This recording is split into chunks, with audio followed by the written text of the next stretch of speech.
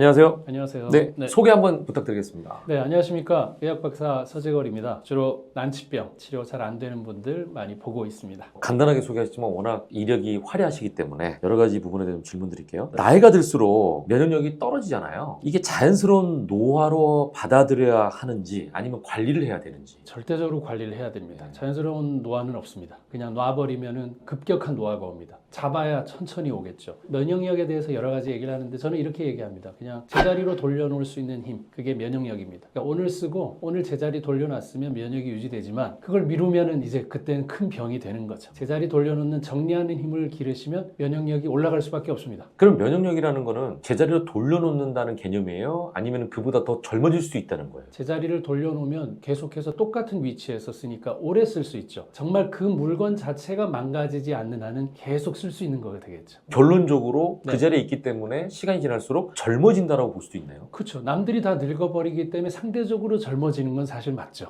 정리하지 않는 사람들은 급격하게 늙거든요. 그리고 위치를 찾지 못하면 문제가 되고, 예를 들어서 암세포도 딴 게 아닙니다. 약간 변질된 나, 그게 암세포예요. 내가 약간 변형이 됐어요. 그러면 우리 몸에서 그 변형된 거는 없애줘야지만 내가 살 수 있거든요. 근데 걔를 같이 끌고 안고 살고 있으면 결국은 암세포 덩어리가 될 수 있습니다. 그러니까 그런 걸 구분할 수 있는 힘은 원래 있었던 자리가 어딘지를 잘 아는 힘이 가장 중요한 겁니다. 그러네요. 내 네. 몸이 이게 암세포다라는 걸 알면 제자리를 돌아갈 텐데 네. 구분이 안 되면 암세포가 자라는 모르면 걸 걔한테 당합니다. 그 변질된 암세포한테. 내 세포였잖아요. 암세포도. 네네. 결국 그렇게 당하게 돼 있습니다. 자, 그래서 뭐 말씀하신 것처럼 면역력에 대한 중요성은 일반 분들도 많이 알고 계세요. 네. 근데 이제 평소에 면역력이 떨어졌다는 사실을 스스로 진단할 수 있다면 좋을 것 같은데 그 방법이 있습니까? 네, 뭐 여러 가지 방법이 있는데 뭐 가장 쉬운 거는 되게 피로하다. 그리고 염증이 옛날보다 훨씬 더 잘 생긴다. 그리고 급격하게 우울하다. 그리고 삶의 의미가 없다. 이런 걸 많이 느낄 때가 그냥 정신과 질환인 것처럼 생각이 들지만 일단은 면역력의 문제입니다. 면역의 문제가 있을 때 생기는 일입니다. 지금 말씀하신 것처럼 네네. 사실은 이게 우울증이다라고 생각해서 정신적인 부분이라고 생각할 수도 있거든요. 옛날에는 우울증을 정신과 질환이라 그랬는데 이제는 다 밝혀져서 우울증이 면역질환이라고 밝혀져 있습니다.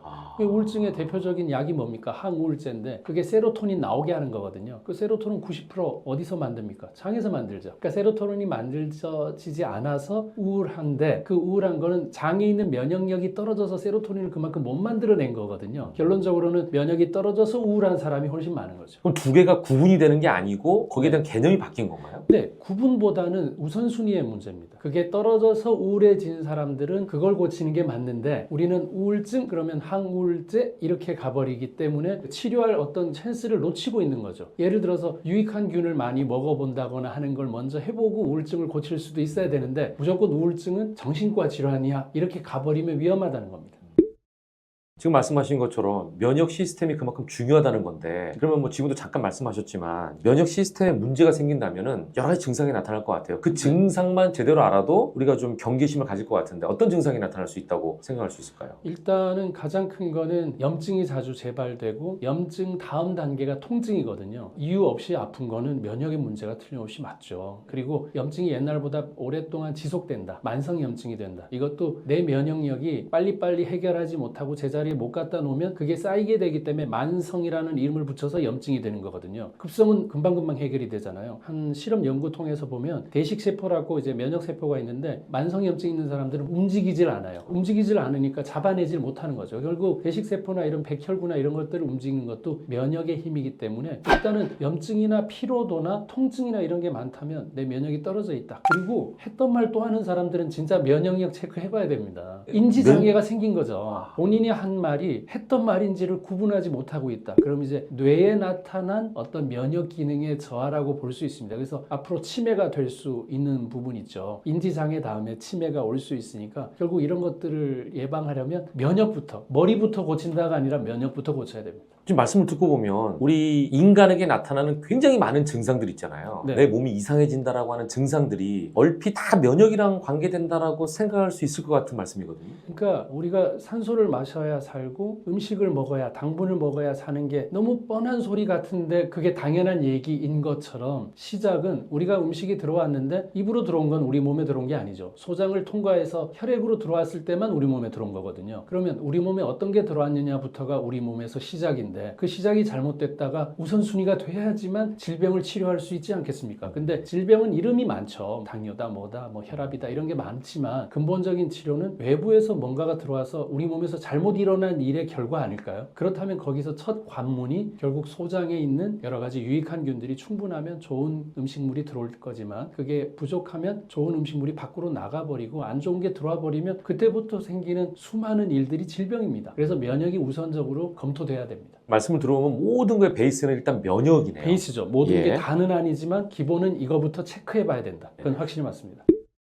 그러면은 중요한 건 평소 면역 관리를 위해서 뭘 주의해야 됩니까? 네, 일단 면역 관리는 좀 전에도 말씀드렸던 것처럼 그 외부에서 들어오는 길이 두 가지입니다. 하나는 공기 들어오는 길이 있죠. 하나는 음식 들어오는 길이 있습니다. 나머지는 없습니다. 그러면 공기는 우리가 일단 좋은 공기를 마셔야 되는데 공기를 바꿀 수는 사실은 없죠. 그럼 이건 좀 고정적이라고 본다면 사는 환경에 환기시키고 이런 거라고 본다면 나머지는 음식이기 때문에 음식을 안 좋은 걸 먹을 수도 있습니다. 세상 사는데 본인이 만든 음식만 먹는 건 아니기 때문에 어쩔 수 없는데 그 음식으로 인해서 생기는 찌꺼기를 제거할 수 있는 애도 꼭 집어넣어줘야 된다. 그러니까 청소기도 꼭 같이 줘야 된다. 음식을. 그걸 빠뜨리면 청소를 안 해버리면 쌓이는 거랑 똑같습니다. 그게 어느 장소에 쌓이느냐는 각자에 따라서 다르죠. 뭐 손에 생기는 사람, 뭐 눈에 생기는 사람, 갑상선에 생기는 사람 다른 것처럼 근본적으로는 청소하는 물질을 줘야 된다. 그게 대표적인 게 채소입니다. 그래서 최근 연구 결과도 하루 3가지 채소 이상을 먹으면 대장에 생기는 선종이 감소하더라. 그러니까 결국 대장에 접촉되는 이물질이 적으면 대장암도 안 생기는 거 아니겠습니까? 그럴 때 필요한 게 최소 3가지는 꼭 필요하다. 채소를 강조하셨잖아요. 네네. 음식이 중요하다 일단. 근데 장 건강을 아까 얘기하셨잖아요. 장 건강과 채소와 관련이 굉장히 많다는 말씀이신 거죠? 많죠. 채소가 우리 몸에 들어가면 장에 딱 들어가면 유익균들이 이 채소를 먹으면서 나오는 물질이 식초입니다. 그러니까 우리는 식초를 다이렉트로 먹을 수도 있지만 채소를 보내서 장에서 식초를 만들 수도 있습니다. 장에서 만들어지는 식초, 우리가 사실 초산이고 영어로 얘기하면 아세트산입니다. 그 아세트산이 장에 연료 공급을 하고 찌꺼기 제거하는 데 도움을 줍니다. 우리 손으로 장까지 손을 집어넣을 수는 없지만 그렇죠. 대신 대리인을 누굴 보낼 수는 있잖아요. 그 대리인이 바로 식초를 못 먹는다면 식이섬유, 둘 다 식이잖아요. 네. 그러니까 식이섬유를 보내면 걔가 알아서 식초를 만들어줍니다. 그럼 식초가 다 알아서 하기 때문에 거기서 인슐린 조절이나 당 조절도 식초가 하거든요. 그러니까 당 조절하는 게 가장 중요하죠. 당분 조절하는 게 살도 안 찌고 비만도 예방하면서 당뇨 예방하면 모든 질환의 한 70% 이상은 당뇨 안 걸리는 겁니다. 그래서 굉장히 중요한 게 채소 먹는 건데 채소를 많이 먹어라가 아닙니다. 오늘도 먹었느냐만 중요합니다. 먹고 지나가라. 항상 그거 기억하시면 좋겠습니다. 네. 채소 강조하시면서 장과의 연관성을 얘기하셨잖아요. 네네. 그러면은 계속 장을 얘기하는 게 면역력이 장과 직결되는 거예요? 직결됩니다. 예를 들어 스트레스를 받잖아요. 네. 스트레스를 받으면 어디로 받는다고 생각하십니까? 뇌로 받는다고 생각합니다. 그렇죠. 뇌라고만 생각했죠. 네. 그게 옛날 얘기입니다. 아까 우울증도 뇌라고 얘기했잖아요. 그게 아니라 받을 때는 장에 받습니다. 장에 있는 점막에 분비성 면역 글로불린 A라는 물질이 있는데 얘가 있어야만 면역 작용을 합니다. 근데 그런 애들이 확 사라집니다. 그럼 줄어들면 들어와서는 안 되는 아무나 애들이 막 우리 몸으로 이제 진짜 통과해서 들어와 버리게 되죠. 그럼 스트레스를 받으면 아무나가 통과가 돼서 혈액을 타고 전신으로 가니까 스트레스를 받았더니 여기 뾰루지가 생기고 여기 피부에 문제가 생기고 여기 염증이 생겼다. 당연히 맞는 얘기입니다. 장의 수비수가 망가졌다. 그렇게 볼 수 있거든요. 그래서 장의 방어력과 그 면역력이 절대적으로 우리 혈액을 관장하게 돼 있고 혈액은 전신을 돌기 때문에 어느 장소에든 병을 만들 수가 있기 때문에 면에 차단하는 방법은 장에서 차단하는 게 가장 옳다. 이렇게 볼 수 있습니다. 그러면 결론적으로 면역력은 장 건강과 직결된다라고 볼 수 있는 거예요? 직결되죠. 장에서 결정하는 게 70%입니다.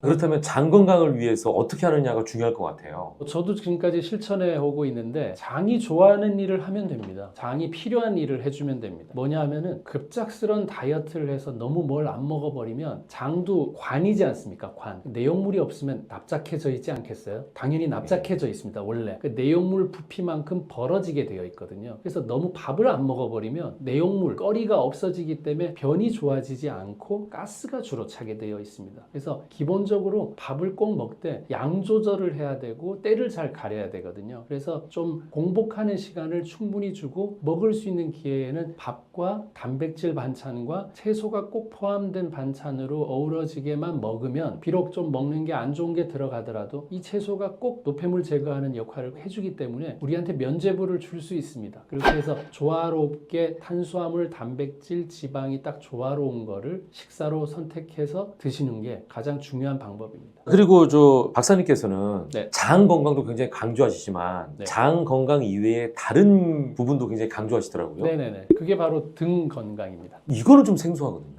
생소하시지만 사실 정말 당연한 일이거든요. 왜냐하면 뇌하고 연결하는 길이 두 가지인데 하나는 장에서 음식 들어왔네 하고 그만 드세요 하는 게 뇌랑 연결돼 있고 또 하나는 뇌랑 연결이 되려면 허공에다가 위장하고 뭐 다른 간하고 연결할 수 없으니까 뒤로 내려와서 뒤에 척수신경을 통해서 앞에 있는 장기들하고 연결되어 있습니다. 그걸 자율신경계라고도 얘기를 하고 교감신경, 부교감신경 얘기를 하는데 우리가 바쁜 일상에 야, 위 좀 움직여 이렇게 명령하지 않잖아요. 네. 알아서 하죠. 그러니까 알아서 하는 걸 자율신경계라고 하지 않습니까? 그렇기 때문에 그 알아서 하는 거를 누가 알아서 하느냐? 등에서 알아서 합니다. 근데 이게 구부려져 있고 라운드 숄더라고 이렇게 돼 있고 네. 어디 눌려 있으면 그 장소에 해당하는 연결된 장기는 기능을 못 하게 되어 있습니다. 그래서 우리가 등을 쓰다듬으면 갑자기 트림이 나온다거나 네. 하는 네. 이유는 위를 지배하는 신경이 견갑골 사이에 있기 때문이고요. 그리고 경추 3, 4, 5번에서는 횡격막 지배하는 신경이 나옵니다. 그래서 딸꾹질을 하거나 호흡이 잘 안 될 때 우리가 폐를 만지려고 하지만 실제 접근이 어렵지 않습니까? 횡격막을 어떻게 또 만집니까? 그렇죠. 네. 그러니까 우리가 신호 전달하는 스위치를 눌러야 된다는 생각을 해야 됩니다. 그 스위치는 다 등에 있고요. 경추 3, 4, 5번을 저는 딱 눌러서 치료를 하게 되면 횡격막이 안정되면서 호흡이 옵니다. 스위치를 버튼이 등에 있다는 걸 여러분이 잊지 않고 등을 자세를 바로 가지는 게 굉장히 중요하다는 걸 꼭 기억하셔야 됩니다. 장과 등은 어떻게 보면 가까이 있는 곳이기도 하고 네, 그게 똑같은 이유가 네. 우리가 아무리 훌륭한 인력이 여기 있어도 명령하지 않으면 움직이지 않잖아요. 신호를 누가 받아야 야 이거 뭐 옮겨 해야 옮기죠. 옮길 수 있는 사람은 너무 많은데 아무도 신호를 보내지 않습니다. 그러니까 알 수 없는 병과 치료되지 않는 병의 특징은 신호의 문제일 때가 훨씬 많습니다. 하지만 우리가 검사는 어떤 거냐면 사람들 잘 있는지 TV는 잘 있는지 냉장고는 잘 있는지는 검사로 알 수 있는데 거기 전선이 연결이 끊어졌는지 스위치가 안 눌렸는지를 검사하지 못하기 때문에 질병을 발견하지 못합니다. 결국 거기서 답을 찾아야 되는 게 요즘 사람들은 너무 많습니다. 왜냐? 요즘은 다 잘 먹지 않습니까? 사실 못 먹는 사람은 사실 없지 않습니까? 신호가 꺼져 있는 사람이 훨씬 많고 신호가 잘못되어 있는 사람이 훨씬 많습니다. 그걸 누가 받느냐? 뇌에서 뒤로 받아서 장기들이 앞에 있기 때문에 앞으로 못 받습니다. 뒤에 척추라는 애들로 다 감싸서 보호를 시키면서 거기서 신경줄이 나와서 각자 연결을 하고 있기 때문에 등을 관리하는 게 정말 중요한 면역의 방법입니다. 그러면 이건 진짜 그냥 궁금증인데요. 네. 어르신들이 약수터 가면 나무에 등치기 하잖아요. 그렇죠, 그렇죠. 이건 괜찮은 거예요.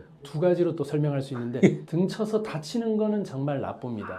하지만 아무도 등 쳐주지 않기 때문에 등을 봐줄 사람이 사실 그래서 파트너가 사실 있어야 되는 게 중요합니다. 등이 굽었네요. 등을 쓰다듬어 줄 사람이 있어야 되는데 우리 어린아이들 등은 쓰다듬어도 어른 돼서 누가 등 쓰다듬어 준 적 없죠. 그렇죠. 그러니까 그 등에다가 적어도 가벼운 마사지든 아니면 그 샤워기든 어떤 식으로든 우리가 원하는 자극 정도를 줘야 원래 기능, 스위치, 버튼 기능을 할 수가 있습니다. 등친다는 말이 나쁜 말이 아니네요. 근데 이렇게 등 치는 게 위험한 게 우리가 스트레스를 등으로 받습니다. 예. 하나는 장으로 받고 이유는 등은 내가 보이지 않기 때문에 뒤에서 칼이든 뭐든 누가 공격을 하는 예. 거에 긴장하기 때문에 등을 딱딱하게 만들어놔서 못 들어가게 하려고 등이 딱딱해지는 겁니다. 그렇기 때문에 스트레스를 받는다 그러면 등이 딱딱하기 때문에 그렇고 등 친다는 그 등 쳐먹는다는 어떤 그 표현도 결국은 내가 보이지 않는 곳을 남들이 노려서 그걸 쟁취한다의 개념으로 봐야 되겠죠. 예. 네. 자, 그러면 현재 나의 등 상태가 괜찮은지 나쁜지 이건 어떻게 할 수가 있죠? 내가 등을 만져볼 수가 없잖아요. 제일 간단한 거는 벽에다 기댔는데 등이 많이 떠 있으면 일단 상태가 좋지 않습니다. 이 상태가 일자가 아닌 경우 사실 적당한 굴곡이 있어야 되죠. 경추도 만곡이 있고 요추도 만곡이 있지만 우리가 스마트폰 시대에 너무 많이 구부려서 엎드려서 있는 사람들은 벽에다 딱 대면 거의 다 떠 있습니다. 머리가 다 앞에 가 있습니다. 그러니까 귀가 어깨선에 있어야 되거든요. 근데 거의 다 이렇게 빠져 있으니까 귀가 앞에 있습니다. 그러니까 내 귀가 어깨랑 나란하게 있는지를 확인하시는 게 일단은 중요합니다. 한쪽 다리를 들고 오래 버티기 서 있기를 할 수 있는 게 등이 좋은 사람들은 오래 서 있을 수 있는데 구부러진 사람들은 중심을 잡을 수가 없습니다. 우리가 또 라운드 숄더라 그래서 이렇게 말려 있잖아요. 근데 이게 뒤에서 봤을 때의 등이지 앞에서 보면 어떤 문제가 있냐면 갈비뼈가 늘어나면서 갈비뼈 사이사이를 우리가 늑간근이라 그래서 근육이 있는데 이게 많이 늘어날수록 폐활량이 좋아질 거 아닙니까? 네. 이게 말려 들어가면 호흡하는 걸 눌러서 방해를 하게 됩니다. 그럼 호흡이 잘 안 되죠. 그러니까 하루에 호흡을 우리가 21,600번 하는데 있는데 21,600번의 기회에 조금밖에 예를 들어 다른 사람보다 한 7, 80%밖에 산소를 흡입을 못하고 있다면 그 사람이 왜 만성 피로가 안 되겠습니까? 세포한테 산소를 줘야 되는데. 그러니까 등이 안 좋은 거는 가슴을 펴지 못하는 사람입니다. 흉근이 있거든요. 뒤로 갔을 때 요 흉근, 요 누르면 엄청 아픈데 이걸 늘려줘야 호흡도 좋아지면서 등도 펴질 수 있습니다. 말리지 않도록 해야 됩니다. 그럼 자기 테스트 상으로는 격액이 됐을 때 네. 일자가 되지 않는다라고 하면 좀 문제가 있다. 네, 머리가 앞에만 나와 있을 때 귀가 어깨하고 나란하지 않다. 그게 제일 큽니다. 이렇게 예. 옆으로 봤을 때 이렇게 되어 있으면 귀가 앞에 나와 있잖아요. 예. 예, 귀선하고 어깨선을 잘 보시면 됩니다. 네. 그러면은 등 상태가 안 좋은 경우에 이걸 고쳐야 되잖아요. 네네. 건강하게 할 수 있는 방법이 있을까요? 일단 뇌랑 관련되어 있는 게 딱 세 가지가 있습니다. 얼굴, 피부, 손, 발입니다. 얼굴을 계속 움직이면서 손과 발을 같이 움직이면 뇌에 50% 넘는 정보를 줄 수 있습니다. 실제 저는 뇌종양 환자분들한테도 이걸 많이 권하면서 하고 있습니다. 가장 아픈 사람이 어떤 사람입니까? 무표정한 사람 아닙니까? 우리가 말할 때는 턱을 그나마 움직이는데 나이 들수록 뭘 못 움직이느냐? 여기를 못 움직입니다. 안녕하십니까? 입으로만 하죠. 이게 못 움직입니다. 그래서 나이가 드실수록 뭘 해야 되냐면 안녕하십니까를 해야 되는 이유가 여기 근육을 써야 됩니다. 상악골, 하악골인데 상악골을 거의 움직임들이 없습니다. 그러니까 이걸 쓰려고 말을 하거나 노래를 흥얼거리거나 다 좋고요. 저는 아오를 하는데 하면서 반대 손으로는 쇄골 바로 밑에 있는 소흉근을 누르면서 최대한 뒤로 보냅니다. 뒤로 갈 수 있어야 됩니다. 요 90도로 해서 뒤로 가면 이게 늘어나는 거거든요. 움직이는 근육이 딱 하나 있습니다. 여기를 잡으면 아오를 하면서 계속해서 누르면 뇌가 굉장히 활성화되고 앞으로 또 치매도 걱정이지 않습니까? 그런 것들을 막으려고 해도 이 세 가지 동작을 같이 하는 건 아주 도움이 될 수 있습니다. 그 동작만으로도 등 건강을 유지할 수 있다. 네, 우리 산소 호흡하는 것만으로도 살 수 있는데 대단한 일이 아니라 루틴을 만들어야 됩니다. 매일 하는 일, 10분이라도.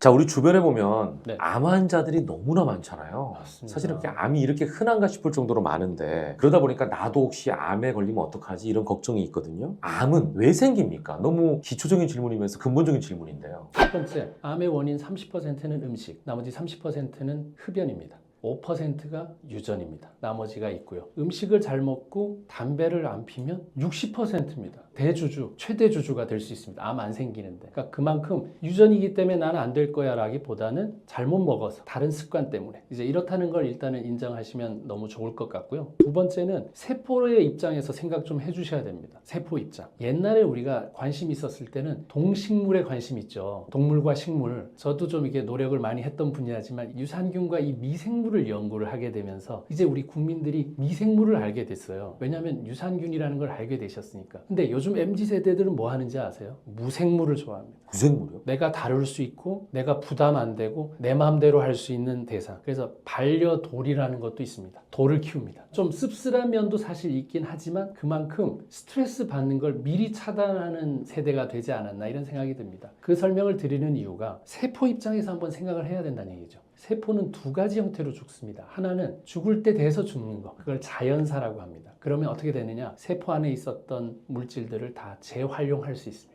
그럼 우리 몸에서 전혀 부담이 없죠. 다시 쓰면 되니까. 선풍기도 그냥 다시 쓰면 됩니다. 근데 염증으로 죽을 때는 터져서 죽습니다. 재활용이 안 됩니다. 그럼 우리 몸에서 어떻게 해야 되느냐? 다시 만들어내야 됩니다. 다시 만들어내야 될 때 생기는 걸 돌연변이라고 합니다. 그러니까 염증으로 많이 죽는 타입의 사람이라면 자기 세포가 돌연변이 일으킬 만한 확률이 많아진다는 뜻입니다. 그래서 제자리 갖다 놓는 힘이 왜 지난번에도 한번 말씀드렸던 것처럼 정리를 하면 활용을 할 수 있지만 정리 안 된 건 다시 사야 됩니다. 옷장에 안 보이는 거 다시 사지 않습니까? 그렇죠. 정리 안 될 때는. 예. 일단 세포가 염증으로 죽게 만들어서 우리가 자꾸 세포 분열할 기회를 많이 가지게 되면 돌연변이가 뭐 1000분의 1이나 100만 분의 1 정도로 생길 수 있는 확률이 높으니까 그때는 암으로 갈 확률이 높죠. 세포가 자연사할 수 있도록 내가 내 세포에 도와주는 게 암을 예방하는 가장 중요한 방법입니다. 그러니까 내 세포가 자연스럽게 늙고 죽을 수 있도록 하는 게 암을 방지하는. 걔가 일 다 하고 네. 자기 죽을 만한 세포들도 다 수명이 다 다르지 않습니까? 그렇죠. 때 돼서 죽은 거는 문제가 없습니다. 하지만 네. 급하게 죽는 거는 다쳤다, 스트레스를 받았다, 염증 생기는 거는 급하게 만들어내야 됩니다. 그게 문제입니다.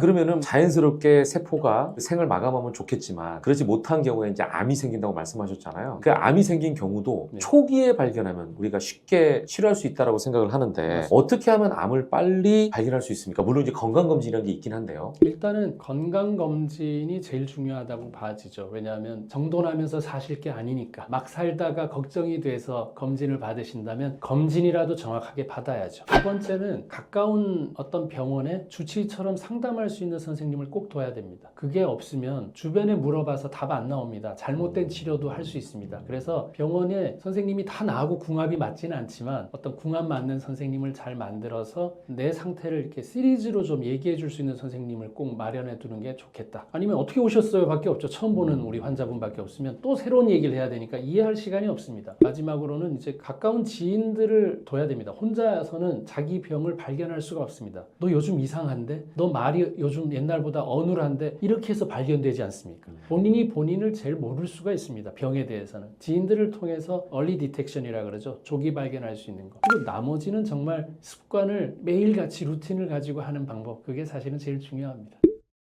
자, 이제 암 종류가 너무 많잖아요. 그래서 뭐 하나하나 걱정하면 너무 두렵기도 한데 그 중에 특별히 주의해야 할 암이 있을까요? 예를 들자면 어린 나이에도 걸릴 수 있는 확률이 높다든지 또는 가족력 때문에 쉽게 걸릴 수 있다든지 뭐 이런 요소에 의해서 주의해야 할 암 네. 뭐라고 생각하세요? 주의해야 할 암과 돈 많이 드는 암과 좀 다른 개념이어서 말씀을 드리면 우리가 암 통계를 우리나라도 쭉 보면 어릴 때는 딴 게 없습니다. 백혈병, 갑상선암, 그 다음에 유방암입니다. 그러니까 다른 암이 웬만큼은 안 생깁니다. 20세인데 대장암입니다. 있을 수 있죠. 저도 그런 환자 고등학교 3학년 암 보긴 했었지만 이건 지금 확률적인 통계적인 문제니까. 젊을 때는 백혈병, 젊은 나이가 지나면 어린 나이에도 갑상선암 많이 옵니다. 그 다음에 유방암입니다. 그 다음에 같이 늘어가는 게 대장암, 위암. 그래서 우리가 위암 검사는 40세부터 하고 대장암 검사는 50세부터 하는 이유가 그 나이 때부터 많아지기 때문에 하는 건데 점점 당겨지고 있습니다. 그래서 대장암도 지금은 45세, 40세 때 내시경 해보라고 얘기를 하고 있거든요. 일단은 위암 대장암은 내시경으로 발견할 수 있는데 가성비에 대한 문제, 돈이 많이 들고 하는 문제는 역시 췌장암이나 폐암 같은 겁니다. 사망률도 너무 높고 그리고 치료 기간도 또 치료 성적도 제일 안 좋은 게 아직까지는 그렇습니다. 그러면 췌장하고 폐암 안 걸리려면 대표적인 거는 흡연을 안 해야지 되겠고 대표적인 겁니다. 췌장암이면 그래도 본인이 할 수 있는 건 당뇨 안 걸려 있어야 됩니다. 그러니까 이 두 가지는 적어도 하면 그걸 예방되지만 그 다 하면서 발견 안 될 수 없나요? 하기는 되게 복잡한 얘기가 될 수 있습니다. 폐암, 췌장암이 그래도 결과가 안 좋고 성적이 안 좋은 암이라고 볼 수 있겠습니다. 말씀 들어보니까 나이에 따라서 좀 주의해야 될 암이 달라집니다. 달라진다.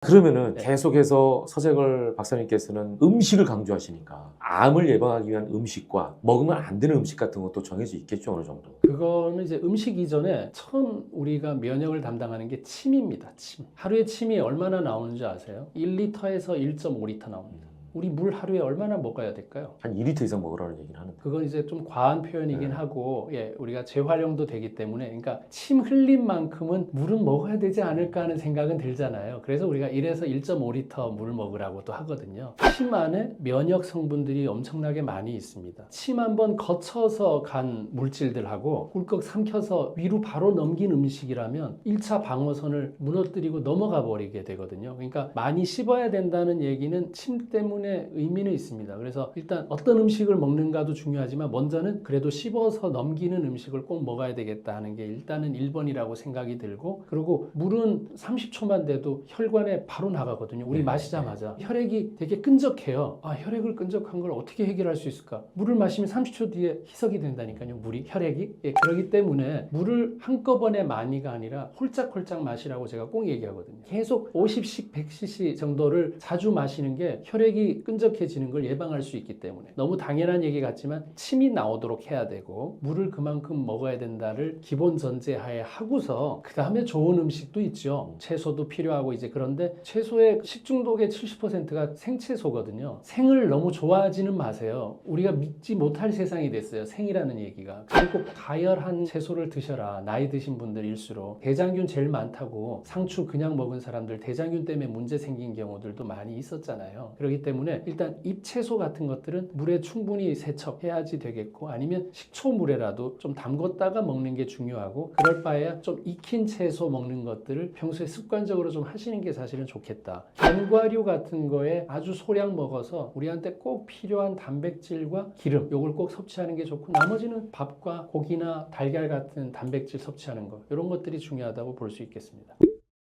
우리가 흔히 암과 관련해서 가공식품 얘기 많이 하거든요. 그러니까 먹지 말아야 할 음식 중에 넘버원으로 가공식품 꼽는 경우가 많은데 이건 왜 나쁜 거예요? 떠나서 가공식품은 일단은 산성화시키는 식품이 많습니다. 일단 가공됐으니까 본연의 물질이 아니면 우리 몸에서는 여러 가지 일을 해야 되니까 에너지를 많이 써야 됩니다, 실제. 그렇기 때문에 가공식품은 우리 몸을 산성화시키는 물질의 대표적인 것 때문에 1번이고, 뭐 그 안에 불순물이나 이런 것들도 있겠죠. 근데 더 중요한 건 그겁니다. 가공식품만 위주로 먹고 있다는 게 돼버리기 때문에 문제입니다. 가끔 가공식품이 아니라 주로 다 패스트푸드나 밖에서 사 먹고 있다면 거기에 뭐 나트륨이든 뭐 설탕이든 너무 많은 것들이 유해한 부분이 많이 있기 때문에 일단은 비율을 줄여야 됩니다. 3일에 한 번 정도 가공식품이 들어간 정도 먹는 비율이면 나쁘진 않다. 근데 매일 먹고 있다면 쌓이면 암이 된다니까요. 암이 바로 안 생깁니다, 절대. 여러분들의 꾸준한 노력이 있어야 암도 생기는 겁니다. 역설적이네요. 꾸준하게 하면 뭐 시험도 통과할 수도 있지만, 반대도 꾸준한 게 뭐가 답을 이룹니다. 중단해야 될 때 빨리 중단하셔야 됩니다.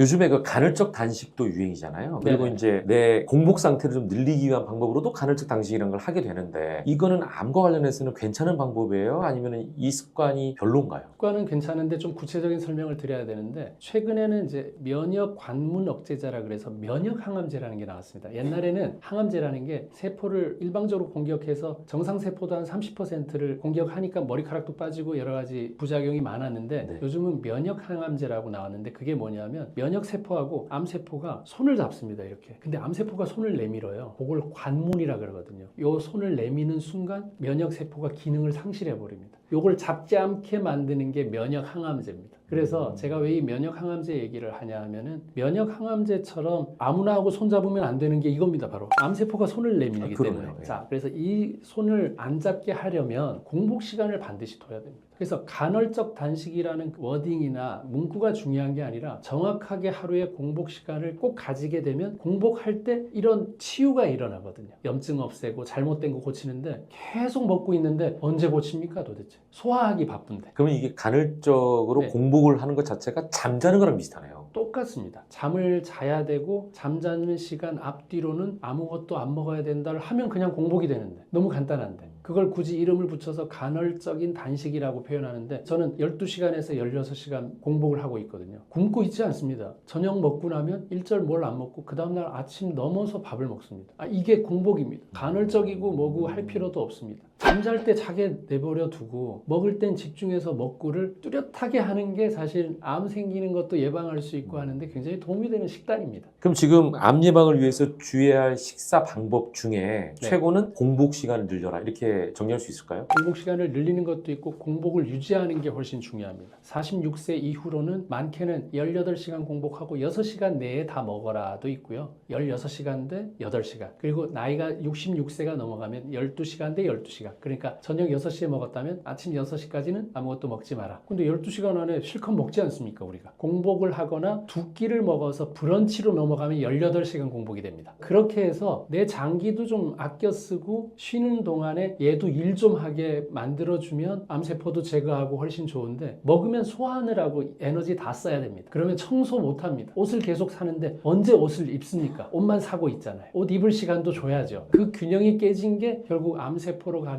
원인이 되기 때문에 그 균형을 맞추는 게 가장 중요합니다. 여러 가지 좋은 말씀 해주셨는데, 마지막으로 암을 예방하기 위해서는 이런 생활 규칙을 지켜라, 정리를 좀 해주신다면. 암을 예방하기 위해서는 오늘도 할 일을 미루어서는 안 된다. 그리고 정리전돈 잘해야 된다. 정리하는 힘이 암을 이기는 힘이다. 이렇게 말씀드리고 싶습니다. 우리나라 최고의 발명품들이 많이 있습니다만 그 중에 하나가 믹스커피인 것 같아요. 맞습니다. 우리나라만 있는 믹스커피. 이게 맞습니다. 이제 식사 외에는 자연스럽게 땡기는 경우가 많은데, 많은 분들이 믹스커피는 몸에 안 좋다, 이런 말 하거든요. 실제로 그런가요? 그럼 제가 그런 질문 해보겠습니다. 돈이 몸에 안 좋습니까? 너무 좋죠. 좋죠. 그러면 사람들은 그러죠. 또 너무 많으면 안 좋다. 돈도 적당히 있어야 된다. 모든 게 양하고 상관이 있습니다. 그러니까 믹스커피 자체가 나쁘다고 볼 수 없습니다. 그거 위주로만 먹고 있다면 문제가 될 수는 있겠죠. 믹스커피 믹스커피에 들어있는 게 그냥 커피면서 추가로 더 들어있다는 게 딱 두 가지가 문제가 될 수 있습니다. 설탕하고 프림입니다. 근데 설탕 5g 들어있습니다. 그리고 프림은 야자유입니다. 야자유. 그렇기 때문에 야자유가 좋은 식물성 포화지방이어서 우리 몸에 도움이 되고 LDL이나 또 HDL 같이 올린다는 얘기도 있고, 이제 라우르산이라고 그 안에 들어가 있는데 중성지방 이런 것들이 있어서 포화지방인데, 그런 것들이 있어서 장점이 분명히 있긴 있는데, 문제는 믹스커피는 왠지 설탕하고 뭐가 많이 들어있을 것 같다는 걸 씌워서 나쁘다고 얘기하는 부분도 사실 없지 않아 있습니다. 근데 결국 커피의 작용은 똑같이 하고 있습니다. 양이 중요하다. 적당히 먹으면 괜찮다. 이런 말씀이시네요. 네네. 그러면 제가 순서를 정해보겠습니다. 네. 제일 좋은 커피는 블랙커피입니다. 아메리카노. 네. 여러분들이 아시는. 두 번째가 시럽 안 들어간 카페라떼. 세 번째가 믹스커피. 네 번째는 시럽 넣은 카페라떼. 시럽이 들어가는 순간 믹스커피를 압도하는 설탕의 문제가 생길 수 있습니다. 그렇기 때문에 나는 믹스커피는 안 먹고 카페라떼를 먹어. 그 말에 모순이 있지 않습니까? 믹스커피도 적당히 먹으면 큰 문제는 없다라고 말씀드리고 싶습니다. 커피 안에 뭐가 들어가느냐가 중요한 거네요. 추가가 뭐가 있는지가 중요한데, 추가를 많이 할수록 나빠집니다. 캐러멜 마키아토가 최악이네요. 그렇죠. 그리고 칼로리도 엄청 높습니다. 실제 믹스커피 한 포의 칼로리가 50kcal입니다. 카페라떼보다는 적습니다. 그러니까 뭐가 문제가 되는지를 잘 봐야죠. 근데 우리는 보통 비판을 할 때 뭐가 묻었다, 얘는 전체가 다 나쁘다라고 표현하기 쉬운데, 다른 사람은 더 많은 게 묻어 있을 수도 있습니다. 결국은 믹스커피를 몇 잔을 하루에 먹느냐, 이런 게 더 중요하겠죠. 또 그리고 어떤 분들은 아까 말씀하신 아메리카노, 커피만을 마시면은 네. 적당량일 경우에 건강에 도움도 된다, 이렇게도 얘기하거든요. 완전 도움됩니다. 암 예방에 대한 연구도 굉장히 많고, 커피가 이제 당 조절하는 데도 도움이 될 수 있고, 간암에 대해서는 연구 결과가 충분히 있었고요. 또 우리가 스트레스를 많이 받았을 때 도파민이나 이런 것들이 이제 나오게 자극할 수 있는 것도 커피에 있는 여러 물질이 있습니다. 그래서 우리가 커피 그러면 카페인만 생각하는데, 네. 카페인 말고 폴리페놀이 엄청 많이 들어 있습니다. 이 폴리페놀이 결국 그런 일들을 여러 가지 하기 때문에 도움을 줄 수 있습니다. 커피를 워낙 기호식품이고 많이 드시기 때문에 여기에 네. 대한 Q&A가 많은 것 같아요. 커피를 못 마시면 당뇨에 걸린다는 소문도 있는데 이건 맞는 말입니까? 커피를 내가 먹어야 되는데 체질이 안 맞다라고 하면 당뇨에 걸릴 위험이 높다라는 소문이 있거든요. 그거는 좀 와전된 거라고 그래요? 볼 수 있고, 커피에 있는 폴리페놀들이 인슐린 저항성을 낮추는 데 도움을 줄 수는 있습니다. 근데 문제는 그러면 왕창 먹어야지로 전환되기 때문에 문제지, 그 성분들도 일정히 도움이 되는데, 오히려 커피를 못 마셔서 스트레스를 해결하지 못하고 있다면, 스트레스를 받으면 우리 몸에서 스트레스 호르몬 콜티졸이 나오면 혈당을 올리게 돼 있거든요. 그런 게 더 나쁠 수는 사실은 있죠. 그럼 커피는 아무 때나 마셔도 괜찮을 수 있나요? 아니면은 먹으면 안 되는 시간이 혹 정해져 있습니까? 근데 커피는 믹스커피도 마찬가지인데 식후에 먹는 게 사실은 좋습니다. 아, 식전보다는? 네네네. 소화에도 좀 도움이 될 수 있고, 커피에도 산 성분이 있어서 위장장애 있는 사람들은 그 산을 피해야 되지만 오히려 도움되는 부분들도 있거든요. 그리고 식후에 한 잔 정도 드시는 게 오히려 좋고, 속이 비어있는데 먹었을 때 괜찮은 분들은 물론 있는데 오히려 속 쓰리고 위험한 분들도 사실은 있습니다. 그리고 가장 이제 관심 있는 부분이 바로 이 부분인데, 박사님께서 개발한 믹스커피 건강하게 마시는 방법이 있다고 하더라고요. 네네. 사실 믹스커피를 먹지 말라는 분들이 많거든요. 네. 어떻게 마시는 게 건강하게 먹는 방법일까요? 근데 뭐 저는 하지 말라 소리를 잘 안 하는 편이라, 할 테면 이렇게 해라 뭐 이런 걸 좀 좋아하는 사람입니다. 저도 믹스커피는 매일 먹진 않지만 식후에 한두 잔 먹을 수 있는데, 두 가지 방법이 있습니다. 하나는 누룽지 넣어서 먹는 겁니다. 누룽지가 옛날에는 전기밥솥이 아니었으니까 무조건 밑에는 좀 노랗게 되어 있잖아요. 그래서 바비 브라운이라는 농담도 있잖아요. 그런 부분이 항산화 역할이나 소화제 역할을 하고 있기 때문에 침이 탄수화물 분해 효소를 갖고 있는 것처럼, 오히려 그 누룽지에서 덱스트린이나 이런 것들이 소화작용하는데 오히려 도움을 주기 때문에 우리가 식사 끝나고 숭늉을 찾았던 게 그냥은 아니었다, 이유가 반드시 있었다, 이렇게 생각이 들고, 그거를 이왕 믹스커피를 먹을 때 제가 아까 말씀드렸죠. 식사 후에 먹는 게 좋다고. 그럴 거면 그 커피를 믹스커피로 먹을 때 누룽지를 같이 해서 먹는 건 오히려 도움이 될 수 있겠다, 이렇게 해서 한 가지 얘기했고, 또 한 가지는 카레의 원료가 되는 강황하고 울금. 근데 인도에서는 거의 강황을 재배하고 우리나라는 거의 울금을 재배하고 있거든요. 진도라는 곳에서 울금 재배가 18년 전에 처음 됐는데, 울금은 확실히 암, 비만, 당뇨, 만성염증 개선에 도움이 될 수 있고 콜레스테롤에도 도움이 될 수가 있거든요. 그러니까 이왕 드시는데 좀 구수하게 먹고 싶다는 게 있으면 누룽지 맛도 괜찮고, 저는 울금을 워낙 오랫동안 먹고 있기 때문에 울금도 넣어서 먹는 것도 도움이 될 수 있습니다. 커피도 종류가 되게 많잖아요. 어디 가면 네. 신 커피, 그러니까 새콤한 커피, 고소한 물어보죠. 커피, 여러 가지 커피가 있는데 네. 혹시 맛에 따라서도 효능이 다른가요? 완전 다릅니다. 로스팅하는 방법도 가열을 한 시간이 짧으면 신맛이 많아서 산미가 좋은 걸 드릴까요 하는 거는 그거고, 푹 고우면 고소해지죠. 그래서 가열 시간이 길면 고소한 맛이 나거든요. 근데 차이가 있습니다. 내용 성분에 클로르겐산이라는 아주 좋은 물질이 있는데 이거는 열 가하면 점점점 없어지게 되어 있습니다. 당뇨, 인슐린 이런 것들 저항성도 개선시키고 암세포 예방이나 이런 데 좀 도움을 받으려면 그 클로르겐산이 충분히 있어야 되니까 그때는 산미가 있는 커피를 드시는 게 그분한테는 도움이 되고, 다만 그 산미가 있기 때문에 속이 쓰린 분들은 고소한 맛으로 넘어와야 되는데, 고소한 맛에는 또 장점 하나가 치매를 도와주는 예방에 도움이 되는 물질을 고소한 맛에는 들어있기 때문에 고소한 맛은 또 그렇게 해서 즐기면 되고, 소화가 불편할 때는 고소한 맛을 또 드시면 됩니다. 근데 어떤 분들은 또 이게 강렬한 맛을 원해서 탄 거 같은 원두를 좋아하시는 분도 계시거든요. 그건 안 좋겠죠. 그렇죠. 그러니까 얼마나 많이 볶았냐에 따라서 맛이 달라지는데, 너무 탄 걸 많이 써서 구수하게만 느껴지는데 쓴맛이 많이 나는 거는 건강에는 사실 그렇게 좋지 않습니다. 아크릴 아마이드라는 물질이 왜 감자튀김 같은 데도 노랗게 갈변되면서 마이야르 반응이 생기는데, 그런 게 너무 진하게 되면은 결국 우리 탄 음식이 좋지 않다고 얘기한 것처럼 그런 것들은 좀 피해야지 되지 않을까 생각됩니다. 커피를 마시면 화장실을 가고 싶어지는 경우도 있거든요. 그러면 변비가 걸렸을 때라든지 뭐 이런 경우에 혹시 커피가 도움이 된다고도 볼 수 있나요? 우리가 왜 커피 마시는 것도 그렇고 담배 필 때도 그렇고, 담배가 가직과 식물이거든요. 그런 걸 먹었을 때 빨리 변 보고 싶어 하는 사람, 그리고 흡연하는 사람들이 화장실에 앉아서 흡연하면서 변 보는 사람 많잖아요. 그 클로르겐산이라는 물질이 변의를 느끼게 해줄 수 있습니다. 그래서 살이 안 찐다는 사람 있죠. 근데 왜 금연을 했더니 살이 찐다고 하는 사람들이 있는 것처럼 그게 클로르겐산이 있습니다. 그래서 만약에 그 도움을 받고자 한다면 산미가 있는 커피를 드시는 게 조금 더 도움이 될 수 있다고 저는 생각합니다.